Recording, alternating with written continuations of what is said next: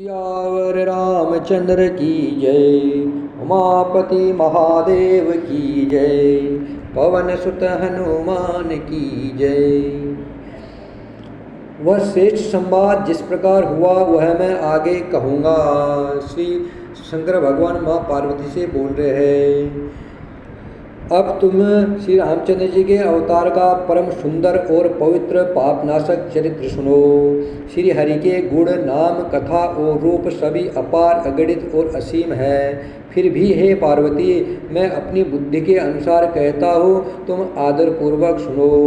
हे पार्वती सुनो, वेद शास्त्रों ने श्री हरि के सुंदर विस्तृत और निर्मल चरित्रों का गान किया है। हरि का अवतार जिस कारण से होता है वह कारण बस यही है, ऐसा नहीं कहा जा सकता।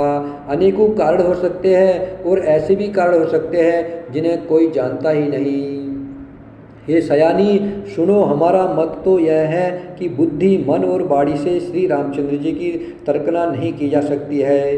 तथापि संत मुनि वेद और पुराण अपनी अपनी बुद्धि के अनुसार जैसा कुछ कहते हैं और जैसा कुछ मेरी समझ में आता है, हे सुमुखी वही कारण मैं तुमको सुनाता हूँ। जब जब धर्म का ह्रास होता है और नीच अभिमानी राक्षस बढ़ जाते हैं, जब जब हो यह धर्म के हानि, बढ़ही असुर अधम अभिमानी, करही अनीत जाहि नहीं बरनी, सीधहि विप्रधिनो सुर धरही, सीधहि विप्रधिनो सुर धरनी।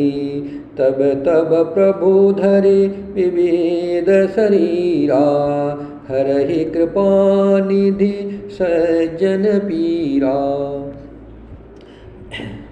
जब जब धर्म का ह्रास होता है, जब जब धर्म का ह्रास होता है और निज अभिमानी राक्षस बढ़ जाते हैं और वह ऐसा अन्याय करते हैं कि जिसका वर्णन नहीं हो सकता, तथा ब्राह्मण गौ देवता ब्राह्मण गाय देवता और पृथ्वी कष्ट पाते हैं, तब तब वह कृपा निधान प्रभु भांति भांति के दिव्य शरीर धारण कर सज्जनों की पीड़ा हरते हैं। वे असुरों को मारकर देवताओं को स्थापित करते हैं, अपने शास्त्ररूपी वेदों की मर्यादा की रक्षा करते हैं और जगत में अपना निर्मल यश फैलाते हैं। श्री रामचंद्र जी के अवतार का यह कारण है।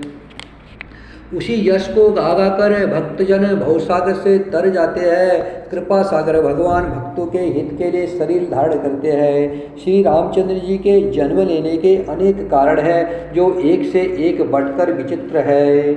हे सुंदर बुद्धि वाली भवानी, मैं उनके दो एक जन्मों का विस्तार से वर्णन करता हूँ, तुम सावधान होकर सुनो। श्री हरि के जय और विजय दो प्यारे द्वारपाल हैं जिनको सब कोई जानते हैं। उन दोनों भाइयों ने ब्राह्मण सनकादि के श्राप से असुरों का तामसी शरीर पाया। एक का नाम था हिरण्यकश्यप और दूसरे का हिरण्याक्ष। ये देवराज इंद्र के गर्भ को छुड़ाने वाले सारे जगत में प्रसिद्ध हुए। वे युद्ध में विजय पाने वाले विख्यात वीर थे। इनमें से एक हिरण्याक्ष को भगवान ने 12 स्वर का शरीर धारण करके मारा। उनमें से एक हिरण्याक्ष को भगवान ने 12 स्वर का शरीर धारण करके मारा। फिर दूसरे हिरण्यकश्यप का नरसिंह रूप धारण करके वध किया और अपने भक्त प्रहलाद का सुंदर यश फैलाया। वे ही दोनों जाकर देवताओं को जीतने वाले तथा बड़े बड़े योद्धा रावण और कुंभकर्ण नामक बड़े बलवान और महावीर राक्षस हुए, जिन्हें सारा जगत जानता है। भगवान के द्वारा मारे जाने पर भी वे हिरण्याक्ष और हिरण्यकश्यप इसलिए मुक्त नहीं हुए कि ब्राह्मण के वचन शाप का प्रमाण 3 जन्म के लिए था। अतः एक बार उनके कल्याण के लिए भक्त प्रेमी भगवान ने फिर अवतार लिया। कश्यप अदित तहाँ पितु माता, दशरथ कौसल्या विख्याता, एक कल्प यही विधि अवतारा, चरित पवित किए संसारा। वहाँ उस अवतार में कश्यप और अदिति उनके माता पिता हुए जो दशरथ और कौशल्या के नाम से प्रसिद्ध थे। एक कल्प में इस प्रकार अवतार लेकर उन्होंने संसार में पवित्र लीलाएं की। एक कल्प में सब देवताओं को जलंधर दैत्य से युद्ध में हार जाने के कारण दुखी देखकर शिवजी ने उनके साथ बड़ा घोर युद्ध किया, पर वह महाबली दैत्य मारे नहीं मरता था। परम सती असुराधिप नारी, परम सती असुराधिप नारी, तेहि बलताहि न जितहि पुरारी। उस दैत्यराज की स्त्री परम सती बड़ी ही पतिव्रता थी। उसी के प्रताप से त्रिपुरासुर जैसे अजय शत्रु का विनाश करने वाले शिवजी भी उस दैत्य को नहीं जीत सके। प्रभु ने छल से उस स्त्री का व्रत भंग कर देवताओं का काम किया। जब उस स्त्री ने ये भेद जाना तब उसने क्रोध करके भगवान को शाप दिया। लीलाओं के भंडार कृपाल हरि ने उस स्त्री के शाप को स्वीकार किया। वह जलंधर उस कल्प में रावण हुआ, जिसे श्री रामचंद्र जी युद्ध में मारकर परम पद दिया। एक जन्म का कारण यह था जिससे श्री रामचंद्र जी मनुष्य देह धारण किया। हे भरद्वाज मुनि सुनो, प्रभु के प्रत्येक अवतार की कथा का कवियों ने नाना प्रकार से वर्णन किया है। नारद शाप दीन एक बारा, कल्प एक तेहि लगी अवतारा। गिरिजा चकित भई सुनि बानी, नारद विष्णु भगत पुनि ज्ञानी। कारण कवन साप मुनि दीना, का अपराध रमापति कीन्हा। यह प्रसंग मोहि कहु पुरारी, मुनि मन मोह आचरज भारी। एक बार नारद जी ने शाप दिया, अतः एक कल्प में उसके लिए अवतार हुआ। यह बात सुनकर पार्वती जी बड़ी चकित हो गई और बोली कि नारद जी तो विष्णु भक्त और ज्ञानी है। मुनि ने भगवान को शाप किस कारण से दिया? लक्ष्मीपति भगवान ने उनका क्या अपराध किया था? हे पुरारी शंकर जी, यह कथा मुझसे कहिए। मुनि नारद के मन में मोह होना बड़े आश्चर्य की बात है। तब महादेव जी ने हंसकर कहा, न कोई ज्ञानी है न मूर्ख है। श्री रघुनाथ जी जब जिसको जैसा करते हैं वह उसी क्षण वैसा भी हो जाता है, वह उसी क्षण वैसा ही हो जाता है। याज्ञवल्क्य जी कहते हैं, हे भरद्वाज जी, मैं श्री रामचंद्र जी के गुरु की कथा कहता हूँ, तुम आदर से सुनो। तुलसीदास कहते हैं, मान और मद को छोड़कर आवागमन का नाश करने वाले रघुनाथ जी को भजो।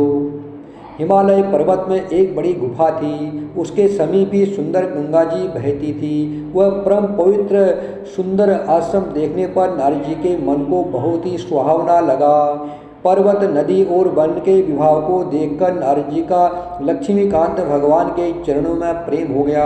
भगवान का स्मरण करते ही उन्हें नारद मुनि के साप की गति रुक गई और मन के सामभाव की निर्मल होने से उनकी समाधि लग गई। नारद मुनि की स्थिति देखकर देवराज इंद्र डर गया। उसने कामदेव को बुलाकर उसका आदर सत्कार किया और कहा, तुम अपने सहायकों सहित नारद जी की समाधि भंग करने को जाओ। यह सुनकर मीनध्वज कामदेव मन में प्रसन्न होकर चला।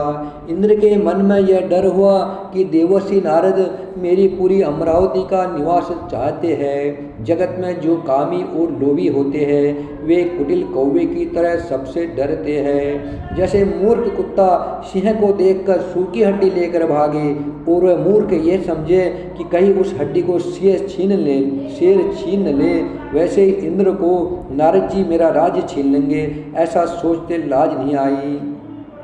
जब कामदेव उस आश्रम में गया तब उसने अपनी माया से वहाँ बसंत ऋतु को उत्पन्न किया।